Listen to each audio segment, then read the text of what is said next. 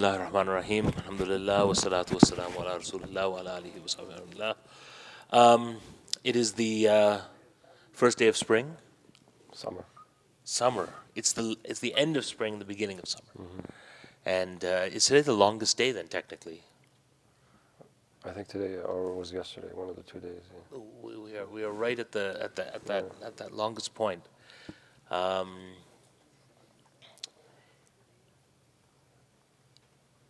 Tonight we continue with Shaykh Walead, the class that we started at the beginning of Ramadan, which was taking a deed a day, 30 days, 30 deeds, sacred acts that transform the heart.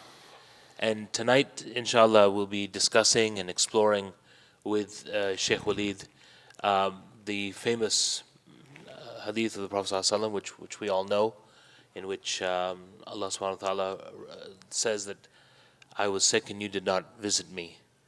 And so the deed tonight that we exhort ourselves to first and encourage all of us to do together is to visit the sick and the afflicted. To visit the sick and the afflicted. And so without any further ado, I'm going to hand over to Shaykh Walead, and inshallah he'll introduce the topic, and then we'll have some discussion around it and explore some of the aspects that come from understanding this idea of visiting and being with those who are ill and those who have been afflicted with illness. Bismillah. Bismillah ar-Rahman ar-Rahim. Alhamdulillahi Rabbil Alameen. Allahumma salli wa sallim wa barik ala Sayyidina Muhammad wa ala alihi wa sahbihi ajma'in wa ba'd. So, in the prophetic teachings, we have something that we may refer to as kind of manzumat al-akhlaq or manzuma akhlaqiyya, which means kind of a set of practices and etiquettes and so forth regarding relationships. And we see that a great deal of emphasis and attention has been placed upon how we manage our relationships. And we've said in other settings that these relationships are predicated on the understanding of rights and responsibilities. That our relationships one to the other is based upon a responsibility towards that other, which translate as a right of that other that they have upon you.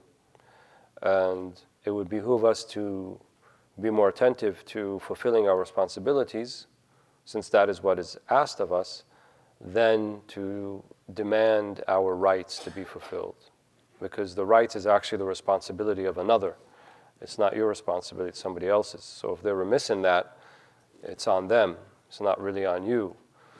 But if you are remiss in fulfilling their rights, which translates into responsibility upon you, then you are the one who's going to be remiss. So amongst these things is how we deal with one another, especially when we have familiar relationships, we have relationships where we're neighbors, or it could be some type of familiarity or acquaintance or anything like that. And amongst these things is that of visitation, and especially what is referred to in the literature as i'adat al-marid, which is to visit the sick. And this particular practice has certain etiquettes associated with it. Amongst them is that your visit should not bring a greater burden upon the sick person than what he's already in. So, yeah, this is for you, Saif. So when you go visit a sick person, you don't stay too long, right? To the degree that you're actually becoming a burden upon that person, because they have to host you. So there's no meaning of diyafa involved in visitation of the sick. That's why they said i'adat al-marid, not ziyarat al-marid, because ziyara, visit, in Arabic actually means there's a kind of diyafa, right? They're going to host you, they're going to offer you things, that's implied in it. But when we talk about i'adat al-marid, right, yani u'iduhu means that I went to him briefly, right, and I said, shafak Allah wa afak, tuhunun la ba's, right? May Allah heal you, may He give you good health, may He, give you afiyah, tuhurun la ba's, and I console them, but I don't stay long enough where they feel they have to host me and offer me something to eat, offer me something to drink, or even to engage in polite conversation because I happen to be there. In fact, some of them said that the amount of time it takes for you to visit the sick should be equivalent to the amount of time that the khatib on Friday sits between the two khutbahs. Some of them said that, right? In other words, there's an exaggeration of brevity there, but it should be to the degree where you're not becoming a burden on that person. So it's just like going there and staying long enough that you console them, but not too long that they're wondering when this guy's going to leave. Right? So you want to be kind of, and that's going to return to custom, right? It's going to return to ada and urf and whatever the particular custom of the place that you're in, that's going to be kind of understood. And especially people who are not feeling well, they don't actually want to engage with people that much. They may be laying down. They may be in a state where they're not very happy for people to see them looking like that and things like this. So one should be sensitive to all these things. And one should also be sensitive to their plight, right? You shouldn't talk about how great health that you're in when you're over and the person just, got diagnosed with some type of chronic illness or la qadar Allah, sometimes, that's going to be very difficult tribulation for them. It's not the time to say like, well, you know what, I eat the same thing and that didn't happen to me. Strange, isn't it? No, that's not the comment. You should be much more sensitive to their condition. And that's, as I said before, that's part of the greater theme of using empathy as a guide. Try to put yourself in their shoes, right? And, I think people generally appreciate empathy more than sympathy, right? And I once saw like a comic or a caricature of what's the difference between the two is empathy and sympathy. So they had the picture of sympathy. There's like a hole in the ground and the guy's down there and he fell in the well or he fell in the hole and he's down there. And then the sympathetic person is up on top and saying, hey, how's it going? Sorry that happened to you. That's sympathy. Whereas empathy, you actually climb down and be down there with him and say, what do we do now? Or let's talk about this. So you're actually putting yourself in the same situation, trying to, empathize and feel what let them know what they're going through. And sometimes it's just enough for you to be there, to show up. It's not what you say and how you say it and anything like that, but just your very presence, it could be very uplifting to people. And it's from amongst our etiquettes. And it was the way of the Salihin that, when they're starting out their day, they would be like, well, is there anybody sick around town that we should visit? Right? You didn't have to have this very close personal relationship, right? They didn't have to be a cousin or an uncle, but it could be maybe someone you don't even know, right? Is there anybody around that we should visit? Right? It was seen as a similar etiquette that you would do with following the janaiz or observing the janazah prayer, right? Because you don't need to know the person actually to pray the janazah behind them or to follow the funeral procession to the gravesite. And in the same manner, you don't necessarily actually have to know the person that is not feeling well. And I think in our day and age, you can perform that via, at the very minimum, a telephone call.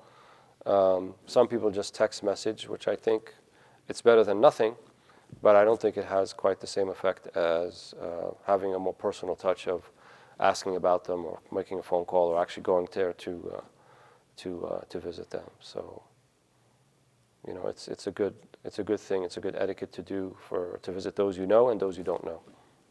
Just like to give salam to those you know and those you don't know.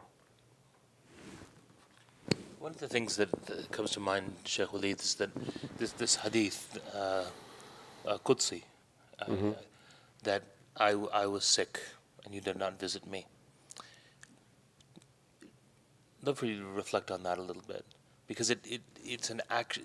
In a way, the hadith gives the act of visiting the sick or the afflicted a sense of urgency, that Allah is there, and Right. and if we knew Allah was there, we would rush to be close to the Lord of the heavens. Well, I think heavens and the it's earth. part of the greater theme of mu'amalat al-khalq min khilal al-khaliq, as they say, which is you deal with creation, but via the prism of the Creator. So, yes, it's you went to visit, and there's a person who is a receiver of that visit, but in actuality, it's Allah that caused you to go and Allah that caused that person to receive. So it was kind of Allah in the whole thing. And that we do things because, one, as a recognition, a mushahada, witnessing that Allah is as close as our carotid or our artery or jugular vein. He's never further away from that. He's never further away than the very next breath that we take.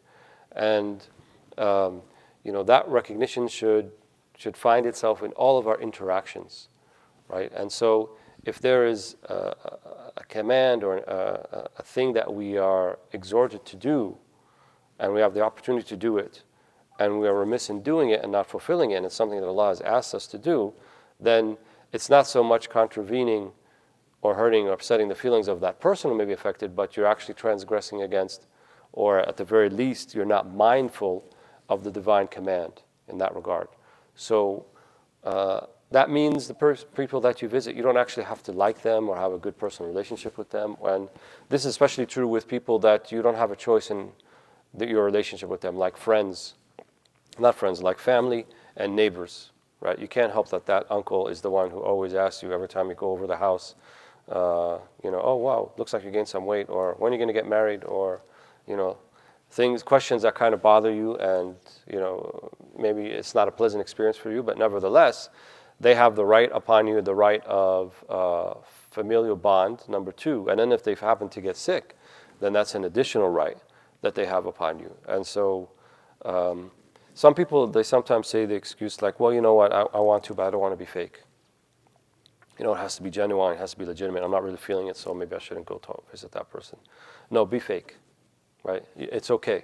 There's nothing wrong with holding up appearances in this particular thing. It's not about you, right? It's not about you thinking that you're being genuine to some type of image of yourself, right? It's about observing particular etiquette with people. And that means that the face or the image, if you will, I don't like to use that word, but let's say the exterior face that you bring to people on the outside, it's going to be more for their benefit than your benefit. It's more about them than it is about you. It's more about, at the very least, not bringing harm to them than about bringing benefit to yourself. And it's more about bringing benefit to them than you, in your pursuit of benefit, may be bringing harm to those that you would trample on to achieve that benefit. And if everybody in society functioned like that, we would have very little need for law, right? Because law and judgments and police and all of these things, they're there because when people don't act properly with one another. But if people were self-regulating, right, and at the very least they did no harm to others, and at the very best they would bring benefit to others, then you wouldn't have a big need for a lot of policing, right? And one of the signs of the Day of Judgment, I was surprised to find one of these as the lesser signs, كثرة الشرط والشرطة.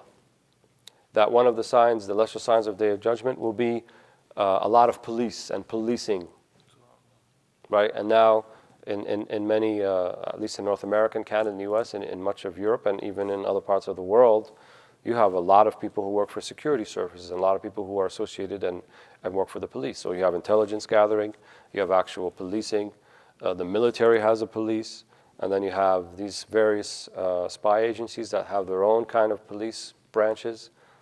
It's gotten to the point where this amount of external regulation upon people, right? And it's a sign, right? There's something wrong with society. When whether it's warranted or not warranted, that's another discussion. But whatever the case may be, it exists. It's there. And it wasn't always like that. And I think, in the very least in the Muslim community, we should try our best to be self-regulating in that sense, and that every human life is precious, and every human interaction is precious, whether it's a Muslim or a non-Muslim, right? And Ayadat al-Marid is not just for Muslims either, even for non-Muslims. Imam al-Bukhari in Adab al-Mufrad, he reports that the Prophet ﷺ visited a young Jewish boy that he knew, and he was sick. And the Prophet ﷺ felt that the boy was going to die. He was kind of muhtadar, yani he was in maybe his last breaths. And then the Prophet ﷺ told him, Aslim. It's one of the few instances where you find anywhere in the hadith or in the seerah where the Prophet ﷺ actually told someone, be Muslim right now. Take the Islam, take the Shahada. So the young boy looks to his father, who's Jewish, What did his father say? He said, Ata Abul Qasim, obey Abu Qasim, which was the nickname of the Prophet ﷺ. And he said, Ashhadu an la ilaha illallah, ashhadu Muhammad Rasulullah. Wa mata ala al-Islam. Right? And he died as a Muslim. And that came about because he visited him while he was sick. So sometimes these openings will happen, right, for either for that person or maybe for you, right? Because there's also i'tibar. There's also a moral lesson that you can learn about it, right? If you sanitize your existence to the degree, well, yeah, I don't want to visit, I don't want to go to the hospital. There's a lot of sick people there. I don't want to go to the gravesite where there's people buried and they're dead, and I don't want to go to the janazah. I don't want to go to the washing of the body.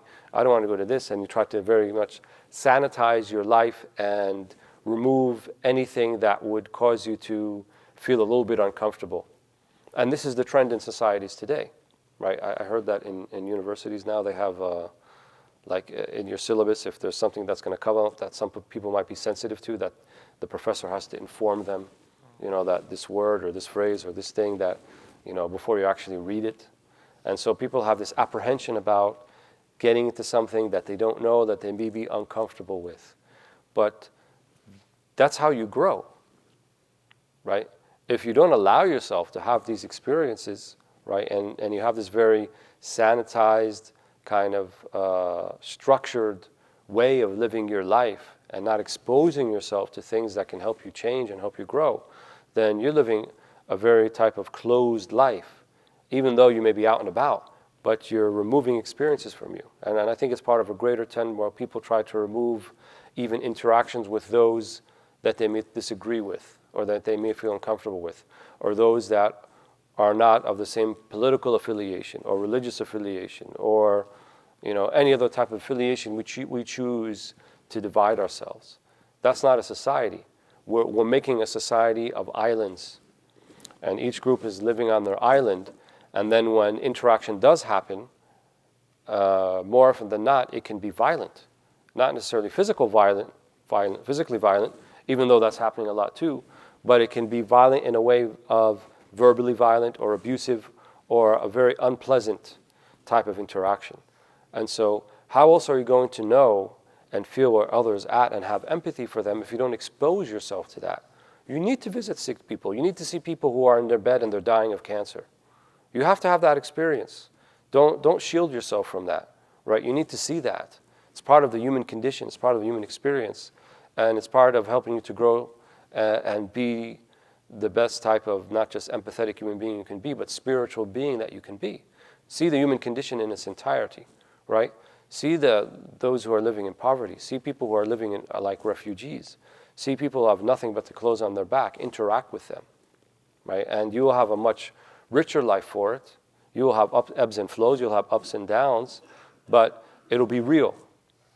Unlike, kind of the very structured, sanitized, cookie-cutter type of life that greater society seems to be promoting. It seems that there was this tradition. I think about my mother-in-law, for instance, in Singapore, and my wife tells me that throughout their growing up, there was very much the sense that people like her and other aunties would make it a regular habit of just going to the hospital. And they would ask, is there anyone who doesn't have family? Or they would often check to see if there were any names, that particularly if there were any Muslims who didn't have family or who were alone, or some people who were migrant workers, or who didn't have wives or mothers or fathers, and they would just go cook for them, be there on a daily basis, and it was almost like a wird for them. It was almost like Exactly. it was a spiritual practice for them, and I think about that, and I think that there was maybe it's a generational thing, but that generation had a commitment to these almost like if they didn't do this, they weren't practicing or expressing their Islam in its fullness. They thought there was something missing if they weren't going to the hospital and visiting. And I've recently learned of in London where I live, there's groups of religious Jews and Christians who do the same. They'll go, they'll see if there's anyone alone. They'll go and visit, offer a few moments. And this etiquette that you talked about, a Jewish friend of mine was telling me that they have very similar etiquette about the times and not spending too long, but just, spending enough time, saying a prayer, being with. And so this is a kind of a universal thing, but I often feel that our generation's lost it. I don't know, maybe just me, but I feel like there's a generational selfishness, and we're kind of, I don't know, one step removed from it. We don't see the value of it, or we say that we see the value of it, but then there seems to be a discrepancy between sentiment and action. Well, I think these are transmitted practices, and if either you grow up with them or you don't, and if you haven't really been exposed to it and grown up with it, it's one thing kind of read it in the books and then say, oh, that seems like a good thing, but it's another step to actually go about and implementing it if you don't have a living, breathing example in front of you. So I think these generations that are coming up, if you didn't grow up with that, then it's up to you and us to kind of make that a tradition once again. In other words, to reinvigorate it and revive it and bring it back after it was no longer there. And there's a lot of suffering going on out there. And most people's suffering, I think, it's an emotional type of suffering, not a physical type, especially in Western countries. I've been through hospitals and I've seen some of the geriatric floors, and these people are in the last doors of their life, and nobody's there to visit them. No one sees them. They're just sitting in a room all by themselves. And the only time they get some type of human contact is via the nurse or the practitioner, and you see them come a little bit alive. Even they'll get irritable with those people sometimes, because at least it's something. At least, it's not the monotony of just sitting there by yourself all day waiting to die, right? And it's a travesty, right? That's society in these countries values people to the extent that when they get to be no longer viable and valuable in a socio-economic way, then you park them in a senile home, you park them in a hospital, and just let them live out their days pretty much in solace and in alone. Whereas if you look to more traditional countries, not just Muslim countries, but traditional countries in the Mediterranean basin like Greece and Italy, and I would say even in traditional Japan and China, the people who were the elders of the household played and still play a very prominent role. Right? And people understand that these people have to be respected, and they have to be sought for advice, and they have many, many days behind them where they will never be transmitted to anyone unless you sit there and listen to them. And that's why older people like to talk about the past, because they have so much to give, right, and so much to teach. But if only people would avail themselves of that. And it's a shame that young people don't put a lot of value in that, and they put value in what's fleeting and temporary and instantly gratifying, but that which may carry some more permanent value, they don't see it. This in a way, this disease of loneliness that you talked about is not just real, but it's epidemic. Definitely. And it's just a sign of, it's a great deal of sadness, isn't there, around that, people who've often lived such eventful lives would find that in these last moments that there's no one there. I mean, I just think, would we want to find ourselves in that state? We wouldn't. And the thing is, even young people are lonely today.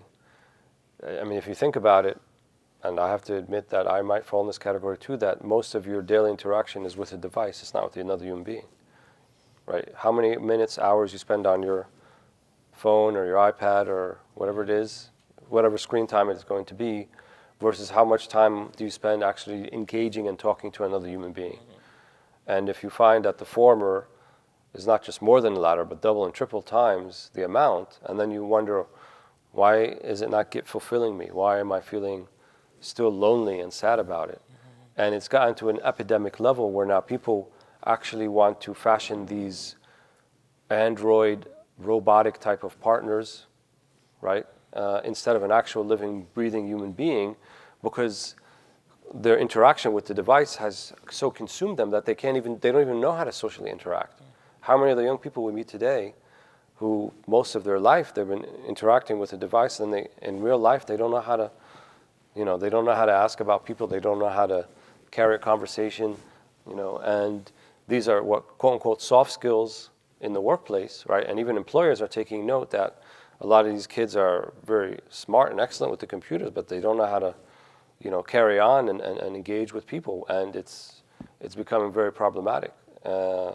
So, I think we have to take a step and stop and say that, put some safeguards for ourselves and our children and those around us and our loved ones, and try to redevelop society into one that's much more engaging with one another, rather than engaging with this kind of very sterile, far away, abstract connection somewhere else on the other side of the world. But I think part of the lore of it is it's very commitment free. There's not a lot of baggage or burden with it. If someone sends me a Facebook request and I don't want to engage with them anymore, it's just very easy to defriend them, right? And I can block them and they can never bother me again, and then that's the end of it. And no conversation has to be held, no hard feelings. They may have hard feelings, but I don't ever have to be exposed to that, right? And now people will actually end marriages and things like this by email and text message. So this is part of a larger trend, I think, where, again, going back to our beginning of our conversation, people don't want to put themselves in sticky situations. People don't want to put themselves outside of their comfort zone. And I think when you regularly engage with computer devices many, many hours in the day, then that's a type of comfort zone.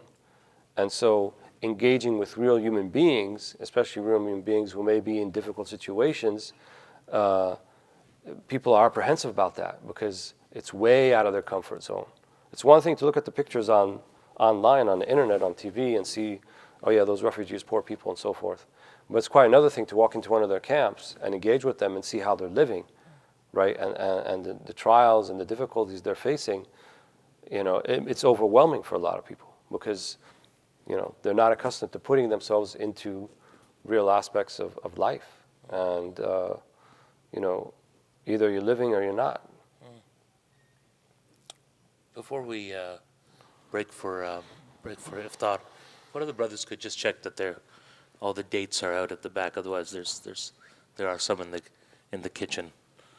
Oh, Jazakallah khair. Are they? Okay, thank you, Basim.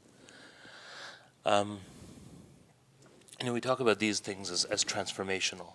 That these things like visiting the sick and developing empathy have value in terms of our relationship with Allah.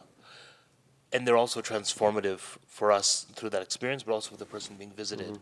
And just a few years ago, we had a really interesting personal experience with this. Our neighbor, we live in sort of inner city, East London, in the United Kingdom, and our neighbor, who was in her 90s, was Jewish. And the area had been very Jewish. That part of East London had been very Jewish up until the 1950s and 60s. And Betty was in her 90s.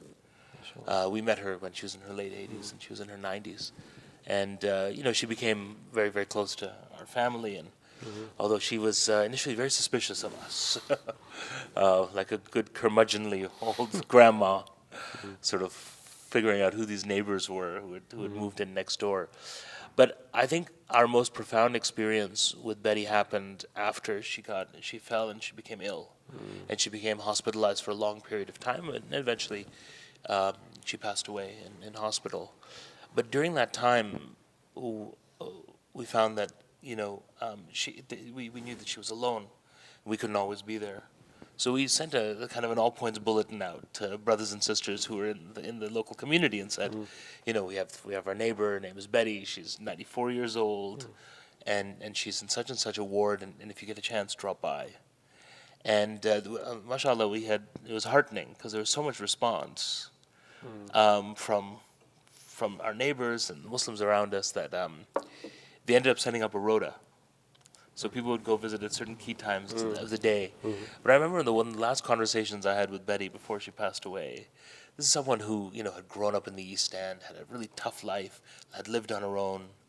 I was a single mom, And in those last sort of months of her life, there was one or two people from the community that she didn't know. There was a doctor, there's another sister and they used to come visit her regularly. Didn't know her, had no relationship with her, had never met her before.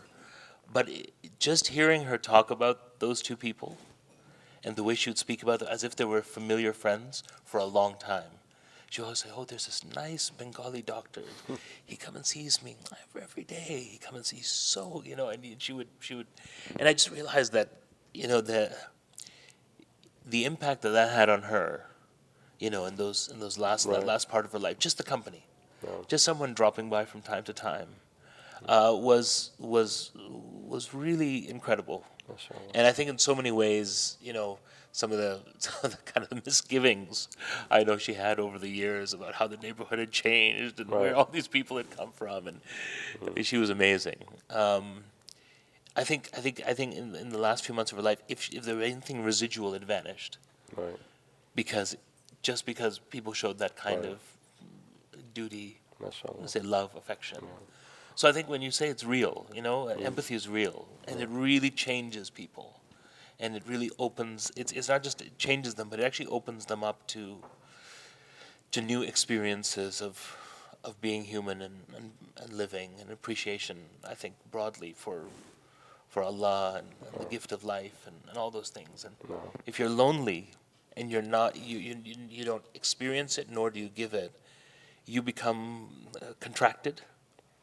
You become you almost your condition doesn't allow you to access And and be aware of the mercies and the gifts of yeah, Allah. I think then your grasp on reality becomes distorted.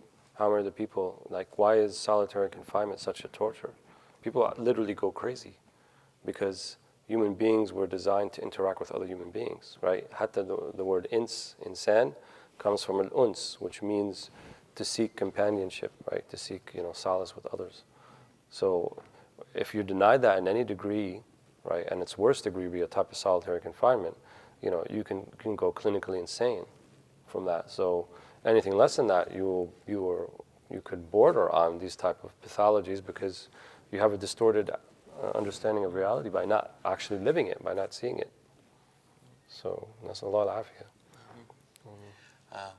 Let's make dua, Shaykh, and then we'll call the بسم الله الرحمن الرحيم الحمد لله رب العالمين والصلاة والسلام على سيد المرسلين وعلى صحبه أجمعين اللهم أرنا الحق حقا وارزقنا اتباعه وأرنا الباطل باطلا وارزقنا اجتنابه اللهم اجرنا من النار ومن خزي النار ومن كل عمل يقربنا إلى النار وادخلنا الجنة مع الأبرار يا عزيز يا غفار رب اغفر وارحم وتجاوز عما تعلم إنك أنت الأعز الأكرم ربنا آتنا في الدنيا حسنة وفي الآخرة حسنة وقنا عذاب النار.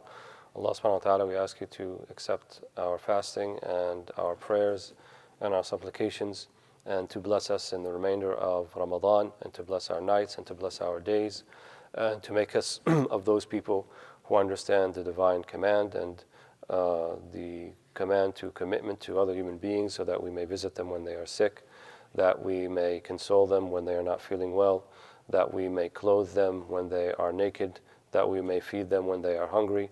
And in this manner we carry out the very prophetic mission that our own Prophet ﷺ performed for those around him so that we may embody something of that which he embodies, and then we may accompany him in the fields of paradise, and that we pronounce upon our last breath, La ilaha illallah Muhammadan Rasulullah sallallahu alayhi wa sallam subhana rabbika al-izzati amma yasifun wa salamun ala al-mursaleen alhamdulillahi rabbil alameen bi asrari surah al-Fatiha.